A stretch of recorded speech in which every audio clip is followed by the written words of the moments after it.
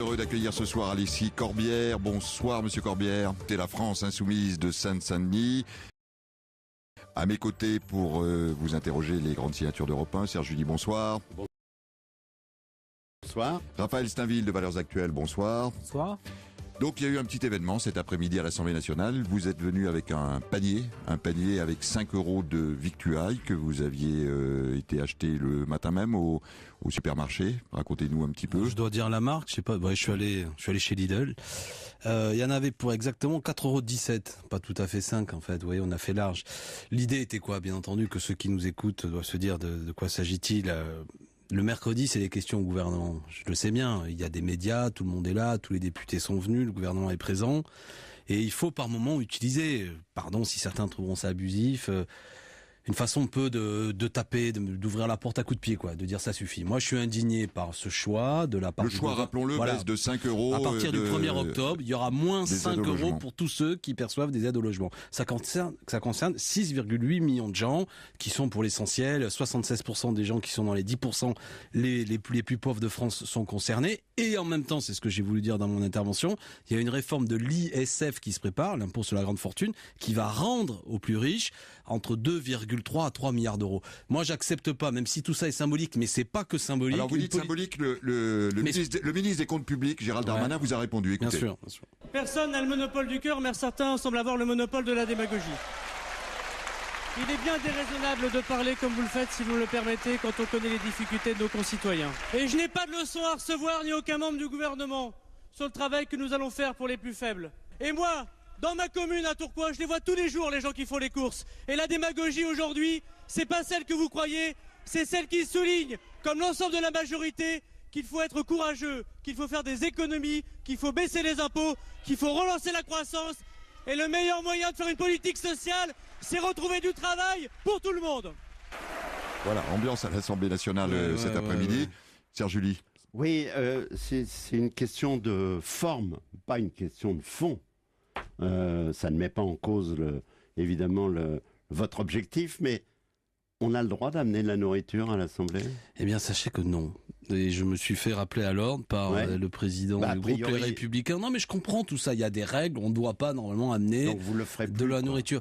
Non, mais comment dirais-je? Moi, c'est la forme. Hein, je vais vous dire, au bout d'un moment, j'assume, même si je suis quand même un homme d'ordre, qu'il y a parfois des sujets sur lesquels ça vaut le coup. On est dans une société médiatique. Vous m'invitez, vous m'en parlez. J'ai fait ça exprès. J'assume. On n'avait pas prévu que vous veniez. Non, mais j'entends bien. Non, mais ce que je veux dire, c'est que vous l'avez fait pour qu'on en parle, bien évidemment. Exactement. On serait en droit de juger notre travail folklorique si on faisait pas le boulot qu'on fait, des amendements, du travail en commission, etc. Mais il y a des moments où il faut dire 5 €, c'est pas rien. C'est ça que je veux dire. Pourquoi l'Assemblée interdit le fait d'amener de la nourriture? Vous savez, il y avait même cette histoire de cravate. Je veux pas en parler plus parce que c'est voilà, désormais le bureau de l'Assemblée. D'avant de trop fait sur la cravate, parce que moi j'attendais peut-être sur d'autres. Bah si, vous avez commencé votre entrée au Parlement, c'est faite sur. Oui, mais observez que moi je me suis refusé à tout commentaire dans les médias parce que j'ai compris que c'est assez rapidement. Je pouvais comprendre si on avait que ça à dire, c'est pas intéressant. Les insoumis, ce qu'ils veulent dire, par contre, ils veulent se faire entendre. On est bien d'accord. Et il y a un moment où pour se faire entendre, il faut taper sur le tambour un peu plus fort et dire 5 €, c'est pas rien. Et la preuve de ce sac que j'ai amené, c'est qu'on peut faire un repas, voire deux repas, du riz, voilà, des pâtes, du riz, une boîte de conserve d'haricots, du pain de mie, j'ai dit qu'il y en avait pour 4,17 €, on pouvait même rajouter, je les ai pas amenés, le fromage râpé. Bref, c'est pas de la grande qualité nutritive, mais on mange, et plein de gens, il y a 9 millions de gens sous le seuil de pauvreté. On peut pas, et je suis particulièrement indigné, je vais pas le dire son nom, mais d'une députée En Marche qui a dit, ouais, les jeunes ou ceux qui gueulent contre 5 €, les pauvres gars. Mais 5 € c'est énorme. C'est pour plein de gens, pas pour moi, je vais pas être démago. J'ai jamais dit à l'Assemblée, moi je suis enseignant, maintenant je suis parlementaire, que moi je suis à 5 € près. C'est pas vrai. Mais 9 millions de nos concitoyens sont à 5 € près. Et quand tu les tapes de 5 € et qu'en plus tu rends 3 milliards d'euros aux plus riches, ça veut dire, quand même, expliquez-moi pour quelle raison monsieur Bernard Arnault va avoir peut-être une ristourne des impôts de plus de 250 millions d'euros. C'est inexplicable. Derrière l'agite-prop très efficace et votre coup de force à l'Assemblée cet après-midi, coup d'éclat. On est la démonstration derrière les formules, le Robin des Rois parlant d'Emmanuel Macron s'agissant justement de l'APL. Est-ce que finalement cette espèce de caricature ne sert pas Emmanuel Macron et son gouvernement? Attendez, souffrez du fait que celui qui est caricatural, c'est ce gouvernement. Ce qui est caricatural, une fois de plus, c'est prendre aux plus pauvres et rendre aux plus riches. Ça, c'est caricatural. C'est la lecture que vous en faites. Oui, mais ça, c'est la vérité. Et ce qui choque le Français, au-delà de ce que plus nuancé que ça, quand même. Au-delà de ce que dit Alexis Corbière, dans ce pays, l'APL a choqué la grande majorité du pays. Parce que tout le monde dans les symboles. Non, mais donc tout le monde s'est dit, ils sont caricaturaux. D'accord. Moi, après, mon travail, c'est à la fois un travail de parlementaire. J'estime qu'avec mes amis, on fait du bon boulot. Vous avez vu les figures du jeune Quatennens, de Hugo Bernalicis, de Mathilde Panot. Il y a des jeunes députés au-delà de moi et de Jean-Luc Mélenchon qui sont apparus parce qu'ils ont fait du bon boulot. Ils sont sérieux. Bon, ça on le fait, mais il y a des moments, le combat politique, c'est aussi un combat médiatique. J'assume. Les batailles politiques sont des batailles culturelles et je crois que quand on est dans un monde de crise politique, avec des vieilles organisations traditionnelles qui s'effondrent, un nouveau monde qui émerge, il faut savoir aussi utiliser des moyens de communication, des manières d'attirer l'attention, des manières même de créer du conflit au sens politique. Bon, moi, au-delà du conflit, Alexis Corbière, vous devez bien reconnaître quand même qu'il y a un problème avec cette APL. Parlons sérieusement, justement, allons au-delà de la démagogie, et que aujourd'hui les aides au logement sont en partie détournées aussi et ont un effet pervers sur le marché immobilier. Alors, ce que vous dites, ça, c'est une affirmation non démontrée. C'est une affirmation non démontrée. Ça n'est pas vrai. Ma vie, mais les négociations que mes filles sont avec des propriétaires quand ils sont étudiants.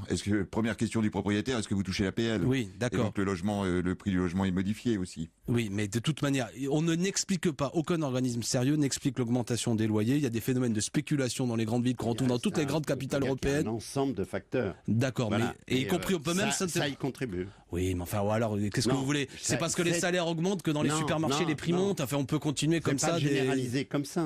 Ça fait partie d'un ensemble de facteurs. Voilà, c'est pas pour autant que c'est bien. Alors, et quand même, allez, je vais me défausser, comme dirait l'autre. À aucun moment, vous n'avez une argumentation de la part du gouvernement qui a dit pour faire baisser les loyers. Ils sont arrivés comme des bourrins, comme des bons comptables, et ils ont dit on va gratter. 2 jours, ils annoncent une grande réforme au mois d'octobre. Alors, on en parlera. Vous savez quoi? Je réserve mon rond de serviette, je viens au mois d'octobre. Moi, je parle de là. À partir là, du premier, c'est pas une réflexion avec des spécialistes qui sont venus nous expliquer quoi que ce soit. C'est des comptables qui disent je vais récupérer 97 millions parce qu'il manque 150 millions. Et ils vont les chercher où? Dans les poches des plus pauvres. Et moi, je dis à ce micro, c'est scandaleux. D'accord. La lecture du Canard enchaîné est une bonne lecture, manifestement. Parfois. Cette lecture-là. On y apprend que le gouvernement Macron a trouvé, pour nommer le nouveau chef d'état-major des armées, il y a une rallonge budgétaire de 2 milliards. Il va falloir trouver à la compenser, cette rallonge budgétaire. Ça vous a étonné? Elle est confirmée? C'est ce qui se dit. Alors, moi, j'étais présent, vous voyez, les hasards de la vie. Je siège à la commission défense et armée. J'étais là quand Pierre de Villiers est intervenu. Je suis pas un militariste, je défends pas le lobby militaire. Mais je pense qu'il faut une armée, et j'accepte pas en plus qu'on tape sur les doigts ou le nez ou ce que vous voulez d'un général qui fait son devoir quand il parle devant une commission et qui attire quand même l'attention des parlementaires. Surtout, c'est fait pour ça. Voilà. Et là, c'est la principale erreur de toute cette affaire, c'est qu'il devait pas être recadré le lendemain. Il a parlé là où il devait parler, qui est d'une fuite, c'est autre chose, et il a dit des choses qui lui semblaient intéressantes et importantes. On apprend d'ailleurs que la ministre de la Défense a parlé de la même manière, Florence Parly, mais à une commission de la Défense du Sénat.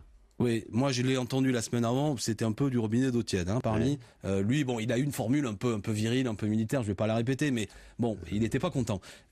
Mais après votre question, effectivement, on s'aperçoit que de l'argent... On trouve 2 milliards. Voilà. Et moi, une rallonge de 1,2 milliard, pardon. Excusez-moi. D'accord. Moi, c'est après. C'est 1,2 milliard. Je ne veux pas refaire la campagne électorale. De l'argent, et c'est un débat d'ailleurs qui nous a occupé, qui nous occupe encore à l'Assemblée nationale. Bon, on a quand même un problème. J'en cite un au passage. Vous allez me trouver provocateur. Il y a 60 à 80 milliards d'euros chaque année qui partent en fraude et évasion fiscale. Bon, c'est majeur, c'est volumineux. Et j'ai pas l'impression qu'il y a des mesures très énergiques, ne serait-ce que en recrutement de personnel à Bercy pour faire la chasse, de policiers qui vont aller, etc., chercher cet argent. Là, par exemple, je dis ça parce que c'est un premier sujet considérable. C'est quasiment l'équivalent de la dette. Vous voyez, donc... Oui. Pour simplifier le problème, il faudrait rompre diplomatiquement avec le Luxembourg, etc. Vous voyez, il faudrait peut-être. Ça se fait pas en un coup de cuillère à peau. Mais rien ne se fait en un coup de cuillère à peau. Simplement, vous allez avoir un problème comme député ou la représentation nationale. Il va falloir trouver 1,2 milliard. Finalement, on les a trouvés pour l'armée. L'armée aura sa rallonge.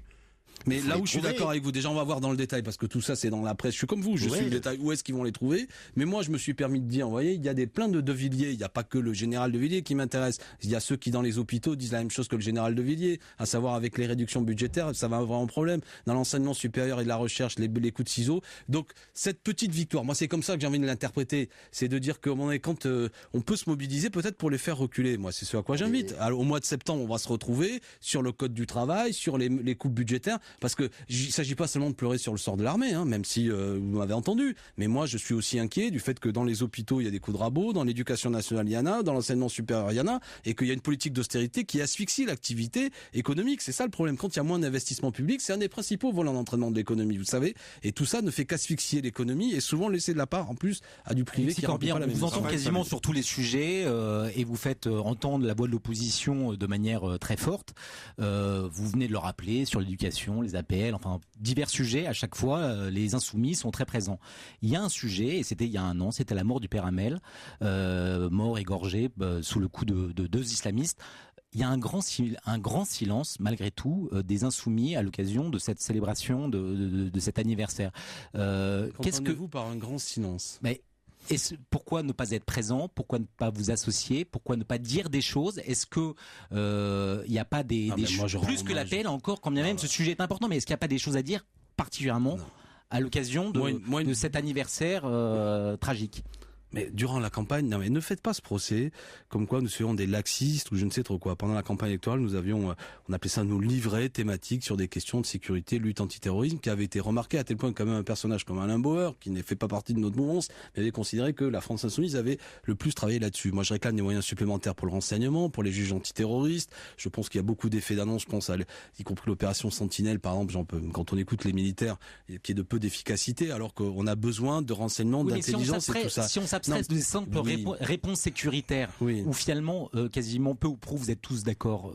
Je sais pas, parce que moi, j'ai pas exercé le pouvoir, j'ai pas supprimé des postes de policiers. Qu'est-ce que ça dit de la France et qu'est-ce qu'il faudrait faire au-delà des réponses sécuritaires ?